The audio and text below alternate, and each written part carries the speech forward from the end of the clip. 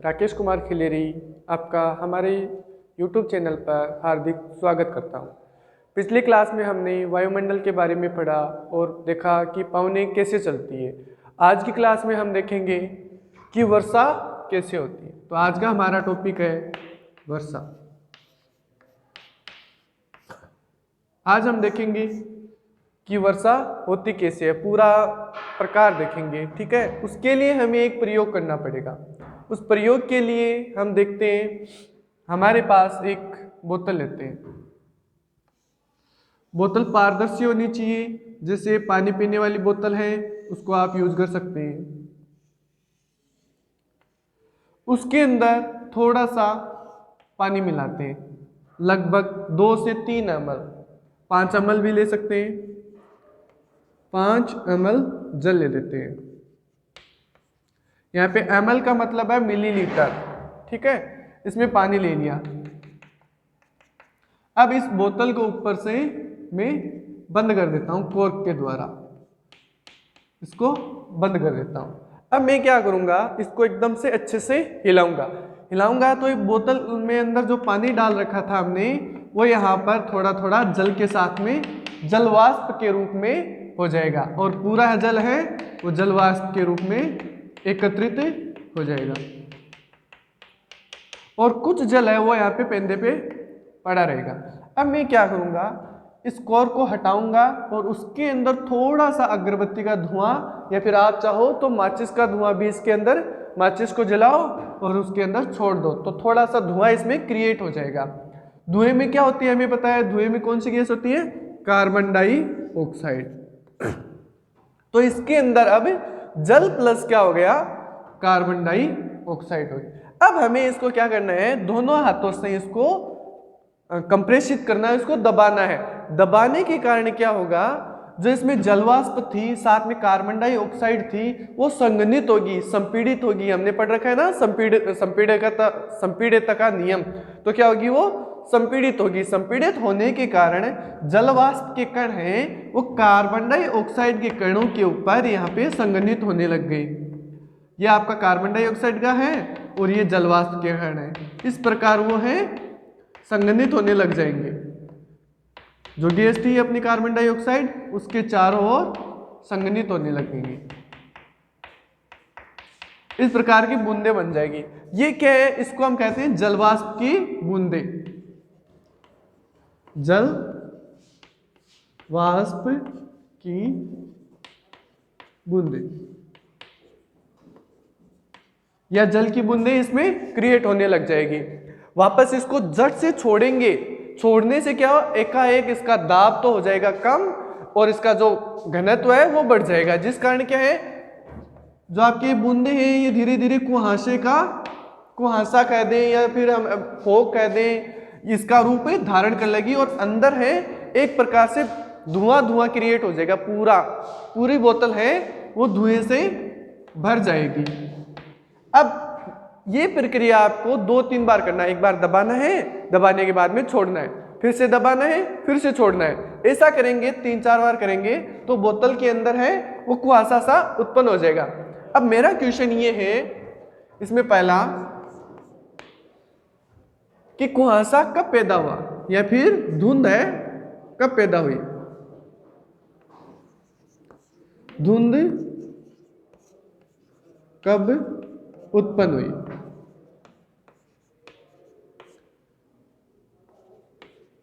अगला क्वेश्चन मेरा है समाप्त कब होगी।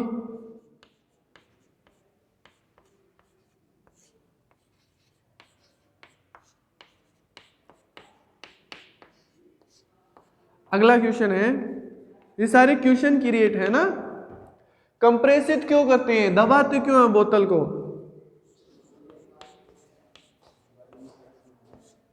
बोतल को क्यों दबाया जाता है,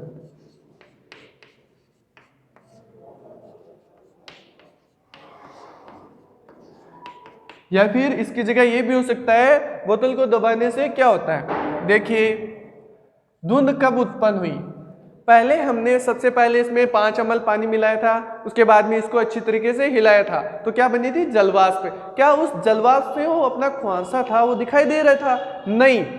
इसको जब तक हमने उसमें किसी प्रकार की गैस इसमें प्रवाहित नहीं की या धुआं प्रवाहित नहीं किया, इसमें किसी भी प्रकार का बादल या फिर कुआंसा पैदा नहीं हो रहा था। इसके बाद में जैसे ही हमने वो अगरबत्ती का धुआं इसके अंदर प्रवाहित किया, जिससे क्या उसमें कुछ कण जो कार्बन डाइऑक्साइड के थे वो इसमें प्रविष्ट हो गए, उसको नाभिक मानते हुए उस कण के चारों ओर जो अपना जलवाष्प था जो संघनित हो रखा था पहले से, वो उस पर संघनित होता रहेगा और बड़ी बड़ी इस प्रकार की बूंदें पैदा कर देगा अपने आप उस कार्बन डाइऑक्साइड के कणों के ऊपर। अब जो बंद रखी है, अब जैसे ही उसको हम कंप्रेसित करेंगे, दबाएंगे, एकाएक वहां पर वायु दाब बढ़ जाएगा।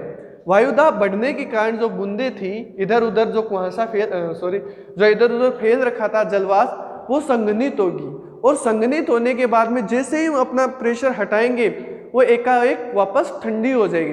ठंडा होने के कारण जैसे ही गर्म होकर वापस ठंडा होता है तो उसकी जो बूंदे थी वो वाष्प के रूप में थी, वो ठंडी हो गई। ठंडी होने के कारण वो संघनित हो जाएगी और संघनित होकर एक बूंदों का रूप धारण कर लेगी। चूंकि इतनी छोटी बूंदे हैं, बहुत सारी छोटी छोटी बूंदे बनाकर क्या बना लेती है? कुहासा या फिर धुंध का रूप धारण कर लेती है। अब हमारा अगला क्वेश्चन है, ये समाप्त कब होगा?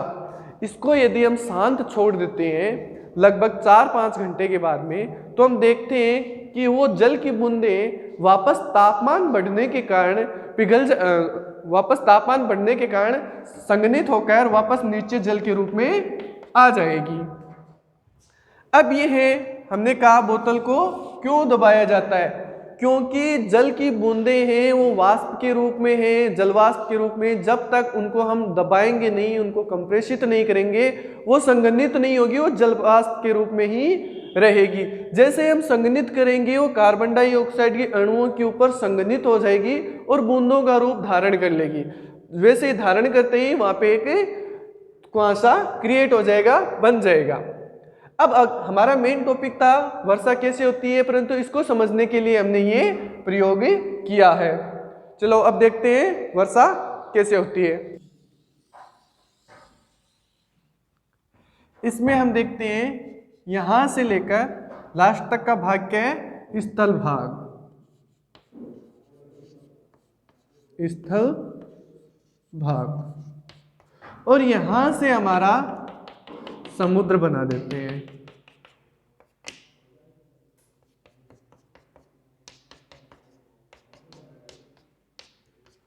ठीक है, स्थल भाग पर छोटे बड़े पेड़ पौधे हैं, कुछ घास भी है,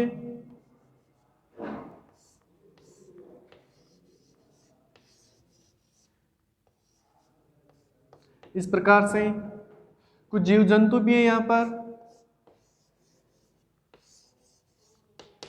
ठीक है, अब जब गर्मियों के टाइम में या फिर सुबह, दोपहर, सुबह या फिर जब दिन हो, उस समय क्या होता है? हमारा सूर्य पृथ्वी पर दिखाई देता है। दिन के समय में सूर्य से आने वाली किरणें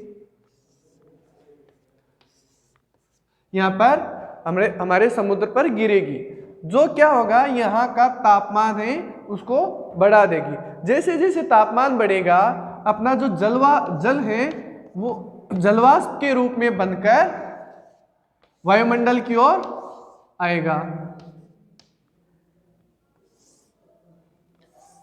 ये मान लेते हैं वायुमंडल। वायुमंडल पे पहुंचते ही इसका क्या हो गया? यहाँ पे वो जल है वो जलवाष्प के रूप में ऊपर आ रहा है। यहाँ पर क्या होगा? वो ठंडा हो जाएगा। यहाँ पे जलवाष्प था तो तापमान अधिक था, यहाँ ऊपर आने के कारण यहाँ पर तापमान उसका कम हो जाएगा। यहाँ पे तापमान कम हो जाएगा।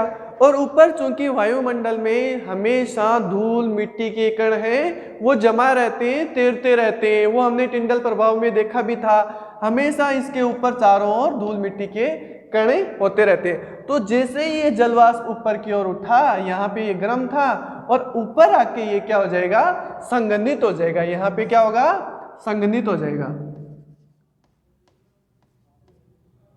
संघनित, यहाँ पे संघनित हो जाएगा। संघनित होते ही जो यहाँ पे जो धूल मिट्टी के कण थे उनके ऊपर जो हमारी जलवाष्प आ रही है वो यहाँ पर एकत्रित होती रहेगी और एक बिंदु के रूप में, फिर बड़ी बूंद के रूप में रूप धारण कर लेगी। जैसे ही वो बड़ी बूंद के रूप में धारण करेगी, ये हवाएं चलती रहती है। हमने पिछली क्लास में देखा था ना हवाएं कैसे चलती है। तो हवा भी जल से स्थल की ओर बहेगी, तो ये बादल रूपी हैं वो यहाँ पर आते रहेंगे। ये हवा के साथ में बादल तैरते हुए यहाँ पे आते रहेंगे। जब एक साथ में बहुत सारा कुहासा या बादल इकट्ठे हो जाएंगे और इनकी जो मोटाई है बूंद की वो एक पर्याप्त मात्रा में आ जाएगी, तो क्या होगा, वो वर्षा के रूप में वापस स्थल पर गिर जाएंगे, वर्षा के रूप में। क्यों? क्योंकि ऊपर के वायुमंडल में यहाँ पर दाब कम है और कम दाब के कारण वो बूंदे थे, हमारा जलवाष्प था, वो संघनित हो जाएगा और बूंदों का रूप धारण कर लेगा। और यहाँ पे तापमान कम है। तापमान कम होने के कारण एक चीज और है, कभी कभी इतना तापमान कम हो जाता है कि ये वर्षा की बूंदे हैं वो संघनित होकर बर्फ का रूप धारण कर लेती है। हमें पता है ना बर्फ कितने डिग्री पर बनती है, 0 डिग्री सेल्सियस पर। तो यहाँ का तापमान, वायुमंडल का तापमान 0 डिग्री सेल्सियस या इससे कम होने के कारण वो वर्षा की बूंदे हैं वो संघनित होकर ओले या फिर हम कहते हैं हिमवृष्टि के रूप में हमारे जमीन पर या धरातल या स्थल भाग पर गिरती है। इस प्रकार हमने देखा कि सबसे पहले जल का है, ये जल है, समुद्र कह देते हैं। समुद्र से भाप बनकर, भाप के रूप में सूर्य के प्रकाश से भाप बनकर वायुमंडल में जाता है। वायुमंडल में वो संघनित होता है, संघनित होकर हवा के साथ हमारे स्थल भाग की ओर आता है। स्थल भाग पर आने के बाद वो यहाँ पर ठंडा होता है, ठंडा होकर बाद में संघनित होता है। संघनित होने से वो बूंदों के रूप में धारण कर लेगा और बूंदों के रूप में हमारी, जैसे ही वहाँ पर भार अधिक होगा वो धीरे धीरे वर्षा के रूप में बूंदों में धरातल पर आता रहेगा। इस प्रकार हमारा ये चक्र है। अब देखिए ये जो जल है वो कुछ भाग तो हम इकट्ठा कर लेंगे, ये भू भाग है, ये नीचे वाला भाग है, ये धरातल है ना। कुछ भाग तो हम यहाँ पे पेड़ पौधे यूज में ले लेंगे, कुछ मनुष्य यूज में ले लेंगे, कुछ जानवर यूज में लेंगे। जो बचा हुआ भाग है वो धरातल के अंदर चला जाएगा, जमीन के अंदर चला जाएगा। चला जाने के बाद में ये धीरे धीरे यहाँ पर इकट्ठा होगा, इकट्ठा होता होता फिर वापस समुद्र में विलीन, यहाँ से फिर से समुद्र में चला जाएगा। ये स्थल भाग है। और जो यहाँ पर कुछ पानी यहाँ पर रहता है उनको हम नलकूपों की सहायता से बाहर निकाल लेते हैं और उसका उपयोग करते हैं। इस प्रकार हमारा पूरा जल चक्र बनता है। इसको हम जल चक्र भी कह सकते हैं, जल चक्र। वर्षा को समझने के लिए आपको ये पूरा का पूरा जल चक्र आना चाहिए। फिर से बता रहा हूं, दौरान करवा रहा हूं मैं आपका। सबसे पहले हमने क्या किया था, समुद्र का पानी है वो गर्म होकर जलवाष्प के रूप में वायुमंडल में जाता है। ये अपना वायुमंडल था, वायुमंडल में आ गया। अब यहाँ पर चूंकि दाब कम है, क्या था, दाब कम है और ताप भी कम है। एकाएक यहाँ पे दाब अधिक था और तापमान अधिक था, ऊपर आ गया। अब यहाँ पर वायु दाब क्या हो गया, कम हो गया। और यहाँ पे अधिक हो गया, यहाँ पे कम हो गया, जिस कारण क्या होगा, ये संघनित हो जाएंगे। संघनित होकर जैसे यहाँ से हवाएं चलेगी, हवाओं के साथ में ये स्थलीय भाग में आ जाएंगे। स्थलीय भाग में आने पर यहाँ का तापमान है वो लगभग क्या हो जाएगा, लगभग